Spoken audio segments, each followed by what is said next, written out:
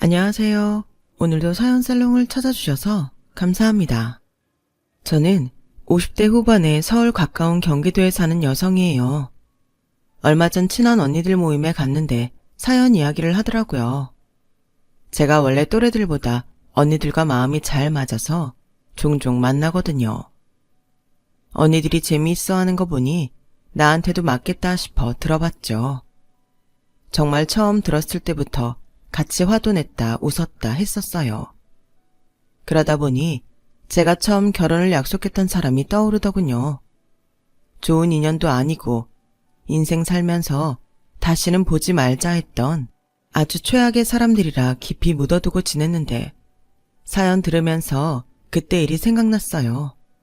그래서 이때 다 털어내자 싶어 사연을 보내게 됐어요. 저는 부모님이 늦게 본 자식이라서 친구들보다 좀 과보호를 받으며 자랐어요.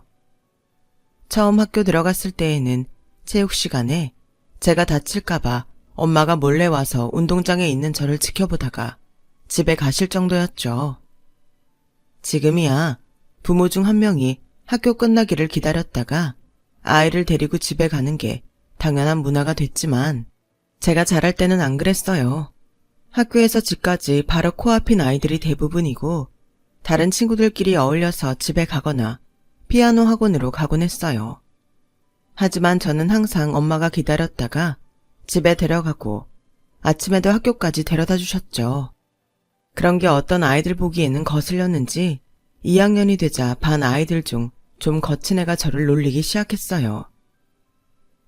야, 김공주, 너는 안 끼워줄 거니까 저리 가. 갑자기 왜? 지난번에도 쉬는 시간에 같이 고무줄 놀이 했잖아. 그리고 내가 왜 공주야? 내 이름은 은선이야. 넌 맨날 엄마가 데려다주고 데려오고 그러잖아. 혼자서 학교도 못 오는 애랑 안 놀 거야. 저는 어린 마음에 상처를 받았고 학교에 데리러 온 엄마와 손도 잡지 않고 집에 갔던 기억이 있네요. 나도 이제 혼자 학교 다닐래. 다른 애들은 다 혼자 다니잖아. 나도 엄마랑 같이 안 갈 거야. 라며 투정을 부렸고 엄마는 떼쓰는 저를 달래느라 한참 애먹으셨던 게 지금도 생생하게 떠올라요. 그렇다고 부모님의 과보호가 덜하지는 않았죠. 저는 자라면서 저 혼자 잘할 수 있다는 걸 부모님께 보여드리려고 굉장히 애를 썼고 중학교 때에는 일부러 배구부에 들어가기도 했어요. 부모님은 독립적으로 모든 일을 하려는 저를 보며 마음을 많이 졸이셨지만 결국 제가 다른 애들보다 과외도 하지 않고 대학에 들어가는 걸 보며 한시름 놓으셨어요. 네가 배구부에 들어가서 다치고 오는 걸 보며 큰일이라도 날까봐 걱정했던 게 엊그제 같은 게 우리 딸 정말 기특해. 내가 그랬잖아 엄마. 나 그렇게 약하지 않다니까. 앞으로 더 잘할 거니까 걱정하지 마. 그래, 이제 엄마 아빠도 마음 놓고 우리 딸 앞날 축복만 할게. 말씀은 그렇게 하셨지만 늦은 나이에 얻은 외동딸이 어디 가서 미움이라도 받지 않을지 늘 걱정하셨던 건 알고 있었어요. 어른이 돼서 알게 된 건데 제가 초등학교 때 따돌림 받았다는 걸 엄마도 알고 계셨더라고요. 엄마 아빠는 제가 창피해야 할까봐 그 오랜 세월 동안 한마디도 입 밖에 꺼내지 않으셨던 거예요. 저는 대학에 가서도 과 동기들과 원만하게 잘 지내기 위해 노력했어요. 하지만 어렸을 때 받은 상처는 평생 남는다고 하잖아요. 같은 나이의 아이들에게 따돌림 당했던 게 마음에 남아서인지 저는 저보다 나이가 많은 사람들이 편했어요. 초등학교 2학년 때부터 시작됐던 따돌림이 졸업할 때까지 계속됐었거든요. 과에서도 동갑보다는 재수를 해서 들어온 언니 오빠들과 더 친해졌죠. 그러다 보니 자연스럽게 저보다 먼저 사회생활 하는 사람들을 많이 만났죠. 대학교 3학년 때 같은 학년 언니의 친구 모임에 따라갔다가 한 남자를 알게 됐어요. 그 사람은 처음부터 제게 호감을 보이며 티가 나게 저한테 친절을 베풀더군요. 뭐야, 은선이한테 마음 있는 거야? 티나게 은선이만 챙기네. 야, 너 속 보여. 뭐가? 여기 우리는 다 친한데 혼자만 낯설잖아. 어색할까봐 그러는 거야. 혹시 제가 이러는 게 불편해요? 아니에요. 너무 잘해주셔서 좀 죄송하긴 해요. 거봐, 안 불편하다잖아.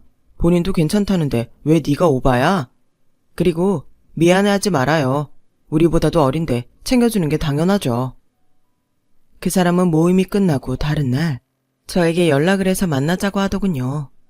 처음에는 부담스러웠지만 자상하고 조용한 말투가 마음에 들었어요. 그렇게 한 번, 두 번 만나다 보니 자연스럽게 사귀는 사이가 됐죠. 은선이 너 명호랑 사귄다며? 걔가 남자답고 박력 있는 거하고는 거리가 멀지만 자상하고 섬세하긴 하지. 동호회에서 만나서 잘은 몰라도 나쁜 애는 아니야. 잘해봐.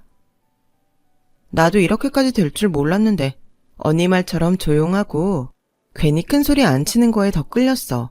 앞으로 이 만남이 어떻게 흘러갈지는 모르겠지만 나쁜 인상은 안 남기려고 해. 언니한테 불편하지 않도록 잘할게.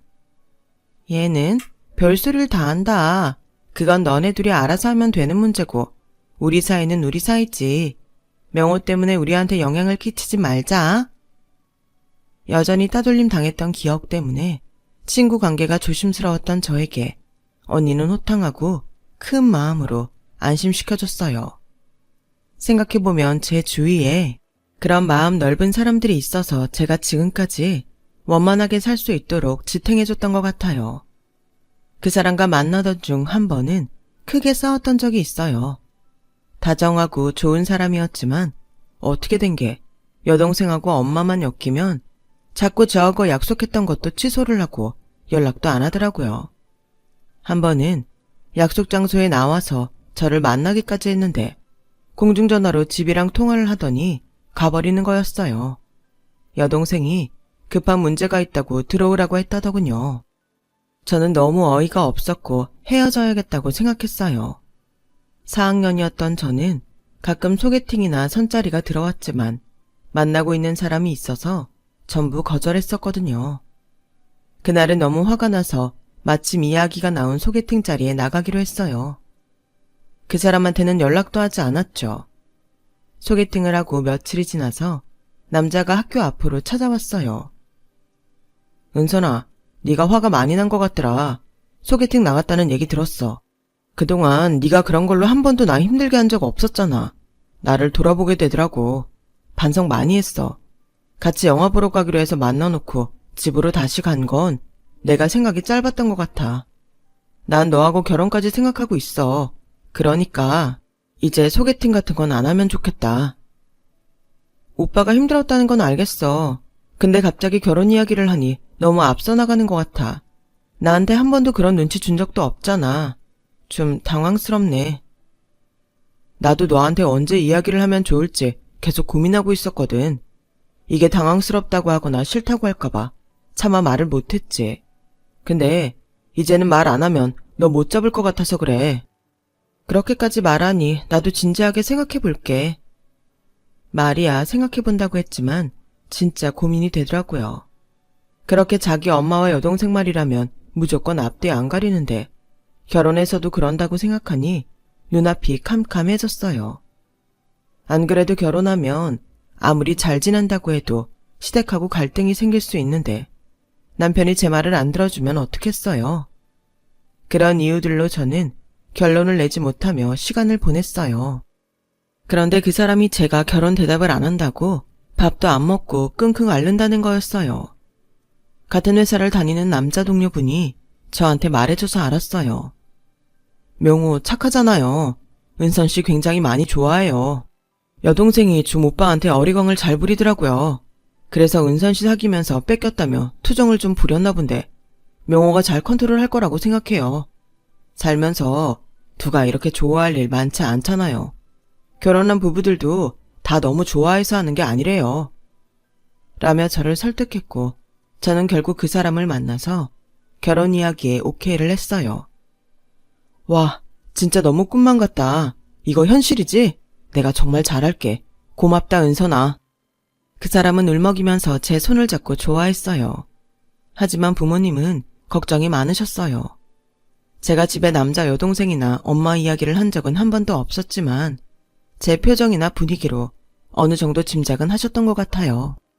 그래서 일단은 약혼부터 하자고 강하게 주장하셨죠. 제가 아직 대학을 졸업하기 전이라는 점을 이유로 들면서 결혼은 제가 졸업한 다음에 천천히 날짜를 잡자며 그렇지 않으면 결혼 허락을 못하겠다고 하셨어요. 남자 부모님은 의외로 순순히 그러자고 했어요. 제가 결혼할 때만 해도 약혼하는 사람들이 생각보다 꽤 있었지만 젊은 사람들 중심으로 안 하고 바로 결혼하는 분위기가 생겼거든요. 남자 부모님은 어쨌든 격식을 차리는 게 무게감 있어 보이고 좋다고 생각하셨나 보더라고요. 저와 남자는 양쪽 집안의 가까운 친척들을 초대해서 조촐하게 약혼식을 치렀어요. 약혼 예복을 갈아입고 나왔는데 남자는 친척들 배웅 간다고 자리를 비웠더라고요. 그때 남자 여동생이 저한테 오더군요. 그러더니 첫마디가 언니, 옛날에 별명이 공주였다면서요? 내가 좀 알아봤거든요. 우리 오빠한테는 공주짓 하는 거 어림없어요. 조심해요.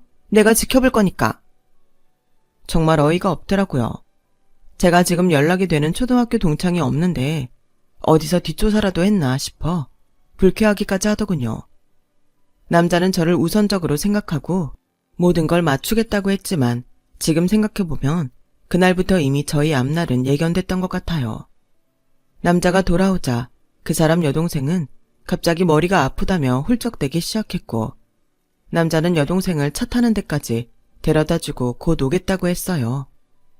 하지만 그 사람은 여동생이 우는 통에 같이 차를 타고 집에까지 데려다주고 침대에 눕혀서 재우기까지 했다네요. 저는 그 이야기를 듣고 마음이 불안해졌어요.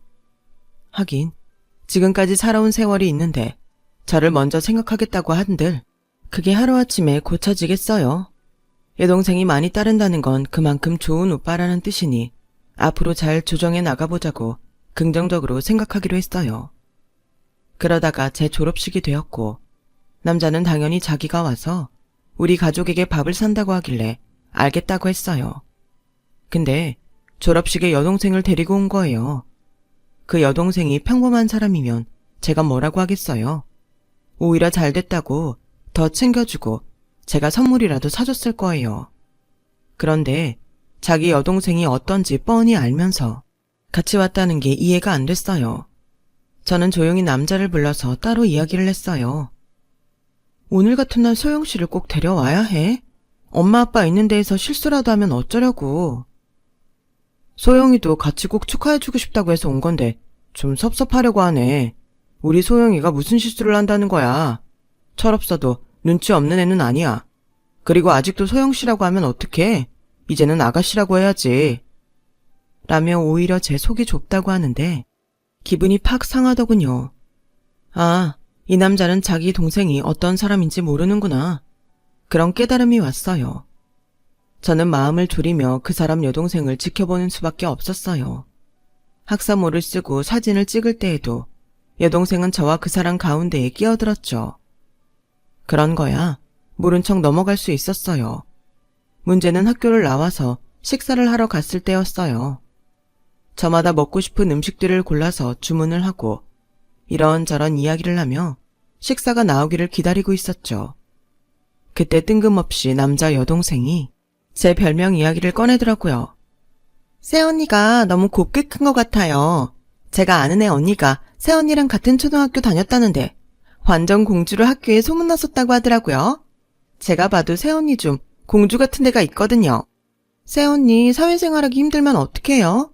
그냥 회사 다니지 말고 신부 사업이나 하다가 우리 집 오는 것도 방법일 것 같네요. 저는 진짜 황당하고 화가 나서 얼굴에 열이 확 오르는 게 느껴졌어요. 무엇보다 엄마 아빠가 상처받으실 게 걱정이 됐어요. 안 그래도 제가 어릴 때 따돌림 당한 것 때문에 마음고생을 하셨던데 저런 이야기를 그렇게 꺼내다니 그 무신경함에 고개가 절로 저어졌죠. 남자도 당황했는지 저희 가족 눈치만 봤고 엄마 아빠는 아무 말씀도 없으셨어요. 그러다가 아빠가 조용히 말씀을 하셨어요. 어릴 때에는 누구나 다 공주처럼 왕자처럼 자라는 거야. 집에서 딸은 공주고 아들은 왕자인 건 다 마찬가지 아니겠어? 우리 은선이는 외동이라 우리가 더 신경을 썼던 건 사실이지만 그만큼 자기 일에 열심이고 남들한테도 두루두루 잘하는 애라 지금까지 아무 문제 없이 잘 지내고 있네. 사돈 아가씨가 우리 은선이 걱정해주는 건 정말 고맙네. 그런데 누군가의 눈에는 사돈 아가씨도 은선이 못지않게 공주로 보일 수 있다네. 지금도 보면 옆에서 오빠가 숟가락젓가락 다 챙겨주고 물도 따라주고 냅킨으로 이까지 닦아주지 않나? 장인장모 될 어른들이 있고 자기 약혼녀가 바로 옆에 있는데도 말이야. 아빠는 전혀 화내지 않고 조곤조곤 말씀하셨고 남자는 그제야 아차 싶은 표정으로 어쩔 줄 몰라 하며 저를 쳐다봤어요. 아빠 말을 들은 여동생은 아무 말 없이 가만히 고개를 숙이고 있더니 갑자기 자리에서 일어나더군요. 저희는 화장실이라도 가나보다 했는데 음식이 나오고 아무리 기다려도 오지 않더라고요. 그대로 집으로 가버린 거였어요. 자네 여동생이 우리 은선이한테 공주라고 할 입장이 아닌 것 같네. 은선이가 어디 어른 있는 자리에서 저러는 거 본 적 있어? 졸업을 축하하러 왔다면서 자기 기분 상했다고 이러고 가면 은선이는 뭐가 되나?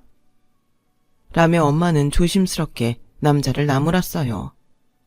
남자는 죄송하다고 계속 사과를 했고 저도 그날은 그 사람과 더 시간을 보내지 않고 부모님하고 집으로 왔죠. 그런데 그날 저녁에 남자 어머니한테서 전화가 왔어요. 우리 소영이가 어쩌다 보니 말실수를 좀 했나 본데 이제 대학생인 애가 알면 뭘 알겠어. 근데 사돈분들이 얼마나 망신을 줬으면 애가 밥도 안 먹고 누워서 끙끙 앓리? 어린 게 얼마나 놀랐으면 그래. 저희 부모님 심한 말씀 안 하셨어요. 오히려 소영씨가 제 어릴 때 이야기를 어디서 듣고 와서 신뢰되는 말을 한 건데요. 그리고 대학생이면 그 정도 예의는 알아야죠. 어머, 넌 예의를 알아서 지금 시어머니 될 사람한테 이렇게 말 대답하니? 안 되겠다. 안사돈 좀 바꿔라. 엄마 잠깐 나가셨고 아빠는 제 졸업식 끝나고 회사 가셨다가 안 오셨어요. 라고 하자 일방적으로 전화를 끊었어요. 좀 있다가 남자한테서 전화가 오더군요. 이럴 땐 은선이 네가 죄송하다고 하고 일이 커지지 않게 해야지. 무슨 이빠른 말을 했길래 엄마가 화나게 만들어. 소영이도 그래. 이제 가족이나 마찬가지인데 좀 더 관대하게 봐줄 수도 있잖아. 어머니가 우리 부모님이 소영 씨한테 심하게 한 것처럼 말씀하시잖아. 근데 오빠도 봤듯이 우리 부모님 얼마나 조심스럽게 말씀하셨는데 그리고 가족이나 마찬가지라고? 그럼 소영 씨처럼 그렇게 무리하게 해도 돼? 아직 우리 결혼 전인데. 소영이 원래 어리광 많고 막내라 그래. 형제가 없어서 그런 걸 모르는 거야? 말을 좀 이상하게 하네? 왜 뭐든 내가 외동딸인 게 문제가 되는 거지? 저는 기분이 더 상해서 전화를 끊었고 이 결혼을 꼭 해야 할지 고민이 됐어요. 하지만 당시에는 약혼을 깨는 것도 괜히 남들 눈치 보게 되고 사람들 구설수에 오를까봐 신경 쓰였어요. 그래서 쉽게 약혼을 파기하고 결혼하지 않겠다는 말을 할 수 없었죠. 저는 4학년 2학기 때 취직이 확정돼서 졸업하고 바로 출근을 시작했어요. 남자는 이제 결혼식 날짜를 잡자고 조르더군요. 저도 그래야 하는 건 알고 있었지만 마음이 선뜻 내키지 않아서 이 핑계 저 핑계 대고 미루고 있었어요. 회사에 들어와 보니 의외로 일하는 게 저랑 잘 맞아서 재미있더라고요. 그런데 결혼하면 얼마 다니지 못하고 관둬야 할 것 같아 아깝다는 생각이 들었어요. 그래서 1년만이라도 일을 하고 결혼을 하면 좋겠다는 말을 하려고 했죠. 입사해서 일을 익히느라 바쁘게 3개월 정도를 보냈을 때였어요. 어느 날 점심을 먹고 사무실에 들어왔는데 제 가방이 책상 위에 아무렇게나 올려져 있고 안에 들어있던 물건들이 막 어지럽혀져 있더라고요. 내 가방 왜 이러지? 누가 지나가다가 떨어뜨렸나? 아니야. 아까 어떤 아가씨가 와서 은선 씨가 새언니라고 다 뒤지더니 이렇게 해놓고 갔어. 대리님 말에 저는 놀라서 물건부터 확인해봤어요. 제 신용카드하고 비싼 립스틱이 없어졌더라고요. 남자 여동생은 휴대폰이 없어서 남자한테 전화를 했죠. 아, 회사는 내가 알려줬어. 나한테 온다는 걸 내가 외근 때문에 못 만날 것 같다고 하니까 니네 회사 알려달라고 하더라고. 소영이가 오늘 친구들하고 쇼핑하기로 했는데 용돈이 떨어졌대. 걔가 쓰면 얼마나 쓰겠어. 카드 명세서 나오면 내가 돈 줄게. 이건 엄연히 도둑질이야. 카드에다 남의 립스틱까지. 소영 씨는 늘 이런 식이고 오빠는 항상 이렇게 당연하게 받아들일 거야? 도둑이라니 말이 심하네. 모르는 사이도 아니고 곧 친형제처럼 지낼 텐데 이런 것 하나도 이해 못해줘?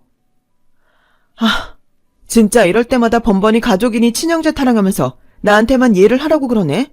이게 이해할 일이야? 말이 안 통해서 정말 답답하다. 나 일 때문에 바빠. 너도 회사잖아. 일이나 하자. 전화를 끊은 저는 이대로 넘어가면 안 되겠다는 생각이 들었어요. 살면서 계속 이런 식으로 여동생이 전화 남자를 자기 통장으로 알고 자기 원하는 걸 다 해달라고 하면 곤란하니까요. 저는 다음날 월차를 내고 카드 회사를 갔다가 여동생 학교를 찾아갔어요. 아침에 수업이 있다는 말을 들었거든요.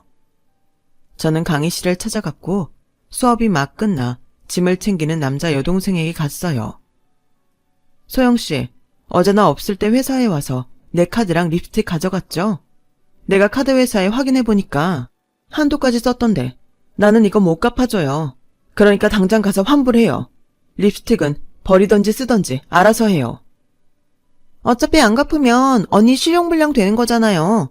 신용불량자 되고 싶으면 그렇게 하세요. 그럼 내가 소영씨 이런 짓 한 거 학교에 알려도 돼요? 지금 조교한테 가서 말해도 되면 그렇게 하고요. 아니, 어떤 새언니가 남편 될 사람 동생이 돈 좀 썼다고 사람을 도둑 취급해요.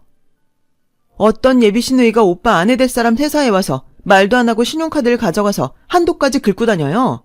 내가 지금 여기서 소영씨 기다리는 친구들한테 물어볼까요? 그러자 남자 여동생은 얼굴이 빨개지도록 씩씩거리더니 어쩔 수 없이 알겠다고 하고는 분한 표정으로 먼저 가버렸어요. 그런데 일은 수습되지 않고 더 커지고 말았어요. 그날 저녁 엄마와 제가 만나서 밥을 먹는데 갑자기 남자 어머니한테 전화가 오더니 어디냐고 묻더라고요. 저는 엄마랑 같이 시내에 있다고 했고 남자 어머니는 꼬치꼬치 묻더니 우리가 있는 백화점 화장품 코너에 나타났더라고요. 남자 어머니는 갑자기 제 앞에 돈다발을 던지듯 놓더니 여기 소영이가 쓴 돈 있다. 곧 시집오래가 아가씨 학교까지 찾아가서 망신 주고 협박하는 건 무슨 법도냐? 안사돈도 잘 들으세요. 자식 교육 이렇게 시키는 거 아닙니다. 아무리 하나밖에 없는 딸이라지만 시댁에 어떻게 해야 할지 최소한의 예의는 가르치셔야죠. 어떤 예비 며느리가 시댁 식구 망신을 주고 다녀요. 그것도 나이 어린 남편 동생한테. 더 귀한 줄 알고 조심해야지. 라고 일방적으로 퍼붓고는 씩씩대며 가버렸어요. 백화점 1층에 있는 사람들은 전부 우리 모녀를 쳐다봤고 엄마와 저는 민망해서 일단 그 자리를 빠져나왔어요. 저는 그날 마음속으로 약혼을 깨버리겠다고 결심했어요. 물론 부모님한테도 남자한테도 말은 하지 않았죠. 하지만 이런 꼴을 봤으니 부모님도 제가 약혼 파기한다는 말에 반대하시지는 않을 것 같았어요. 이런 와중에 남자는 눈치도 없이 우리가 살 집을 구해서 자기가 먼저 이사를 들어가 있겠다고 하더군요. 저는 아무 대답도 하지 않았어요.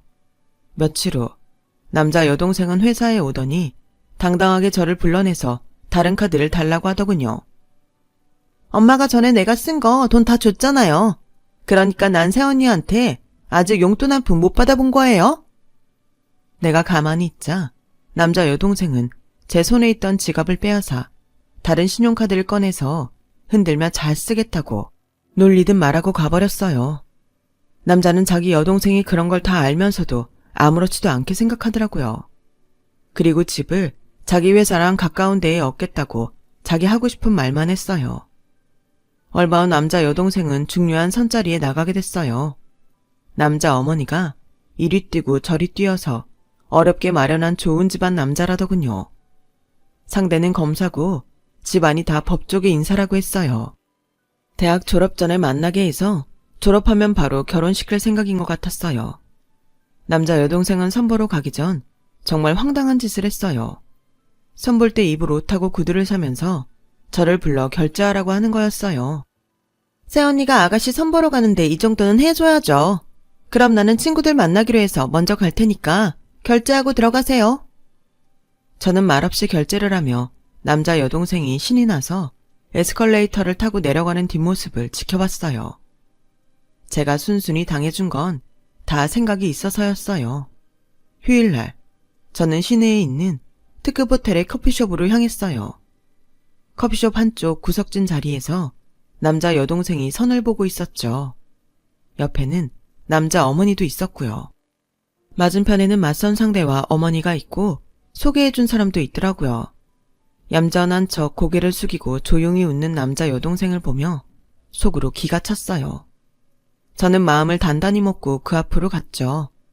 남자 여동생과 어머니는 놀라서 저를 보더군요. 아니, 네가 여기까지 어떻게 온 거냐? 제가 여기서 꼭 해야 될 일이 있어서요. 남자 어머니 말에 대답을 하고 저는 테이블 위에 카드 명세서들을 쫙 올려놨어요. 이게 그동안 소영씨가 제 카드 일방적으로 가져가서 쓴 거예요. 저번에 어머니가 소영씨가 쓴 돈 백화점에 있는 제 앞에 던져놓고 간 거 말고요. 얘가 지금 무슨 소리를 하는 거니? 너 참 농담이 너무 지나치다. 남자 어머니가 얼굴이 하얘져서 쩔쩔매며 상대 어머니 눈치를 보더군요. 농담 아니에요. 저 소영씨가 마음대로 카드 가져가서 쓰는 바람에 전 카드 3개 다 쓰지도 못해요. 저 없는 자리에 와서 말없이 가져가기도 해요. 남자분 직업이 검사라면서요. 이런 경우는 절도에 해당되지 않나요? 맞선을 보러 온 남자와 그 어머니는 차가운 표정으로 굳어져 있었어요. 저는 거기다 더해 쇼핑백에 있던 물건들을 테이블 위에 쏟아부었어요. 이건 그동안 소영씨가 저한테 말도 안 하고 가져간 물건들이에요. 머리핀, 목걸이, 지갑, 화장품, 가방. 종류 안 가리고 가져가서 망가지면 버리듯이 저한테 도로 갖고 오거든요. 이것도 다 물어내세요. 저 결혼 안 할 거니까요. 아니, 그게 무슨 말이냐? 남자 어머니가 놀라서 고개를 번쩍 들며 저를 쳐다봤어요. 약혼 파기한다는 뜻이에요. 저는 손가락에 끼고 있던 약혼 반지를 빼서 테이블 위에 놓고 맞선 남에게 마지막으로 경고를 했어요. 잘 생각하세요. 지금 저렇게 순진한 척하고 있는데요.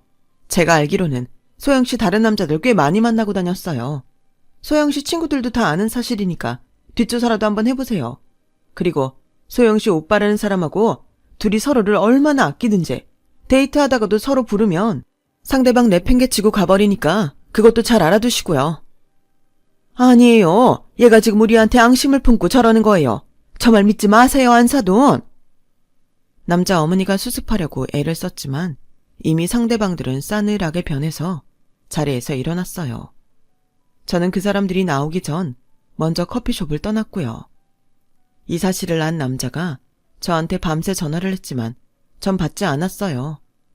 다음날 회사에 가니 남자가 아침부터 저를 찾아와 불러내더군요. 제가 카페에 들어가자마자 남자는 저보고 일방적이라며 따졌어요. 아니, 약혼을 파기해도 나랑 해야지. 남의 선자리 가서 그러는 게 무슨 경우야? 어떻게 이럴 수 있어? 그래, 그깟 일들로 꽁하고 있을 거면 나도 결혼 안 해. 근데 이러는 거 아니지. 매너 좀 장착하고 살아. 어디다 대고 매너 소리를 해.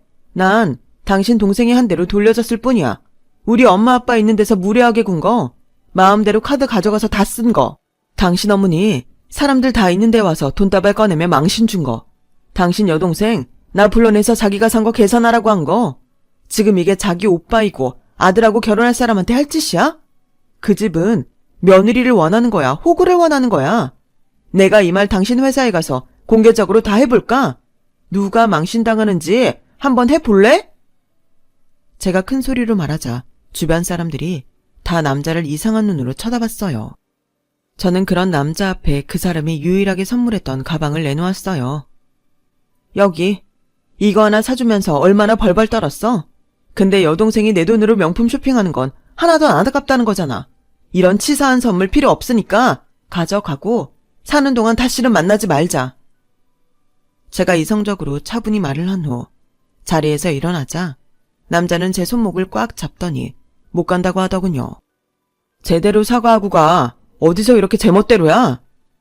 그러자 옆자리에 있던 여자 두 분이 남자에게 제멋대로는 그쪽 같은데요? 그 손 놓으세요. 들어보니까 잘한 것도 없으면서 왜 여자한테만 그래요? 라고 하니 다른 사람들도 호응했어요. 맞아. 남자들 저러는 거 너무 웃겨. 자기 여동생만 감싸는 거잖아. 아니, 아무리 새언니라지만 마음대로 카드 가져가는 게 어딨어? 그거 절도야, 절도. 신고해요, 아가씨. 아가씨가 너무 착하네. 맞아요. 그리고 저런 사람들 상종도 하지 마세요. 남자는 얼굴이 새빨개지더니 결국 그 자리를 벗어나더군요. 어딜 그냥 가. 당신이 마신 건 당신이 계산하고 가. 제가 그렇게 말하고 먼저 나가자 사람들은 저한테 잘했다며 응원을 해줬어요. 남자는 자기를 망신줬다며 몇 번이고 사과하라며 전화를 했지만 저는 그때 이후 일체 연락을 받지 않았어요. 화가 난 엄마 아빠가 남자를 경찰에 신고하겠다고 하자 그제서야 저한테 전화하고 찾아오는 걸 그만뒀어요. 그렇게 저는 지긋지긋한 사람들을 끊어냈고 한동안은 결혼에 결점만 들어도 몸서리를 쳤죠. 평생 결혼 안 할 생각까지도 했어요.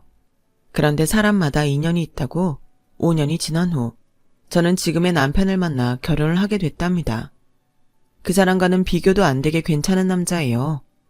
물론 살다 보니 싸우는 날도 있고 화도 내지만 이 사람을 만나려고 내가 그렇게 큰 액땜을 했나 보다 생각할 정도로 좋은 사람이에요.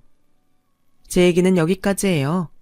오늘 만약 나쁜 일을 겪으셨다면 앞으로 정말 좋은 일이 생길 거라서 액땜을 했다고 생각하시고 편안한 시간 되셨으면 해요. 항상 건강하시고 행복하세요. 여러분, 사연 댓글에 응원과 현명한 조언 부탁드려요. 좋아요와 구독은 저에게 큰 힘이 됩니다. 오늘도 좋은 일 가득하세요.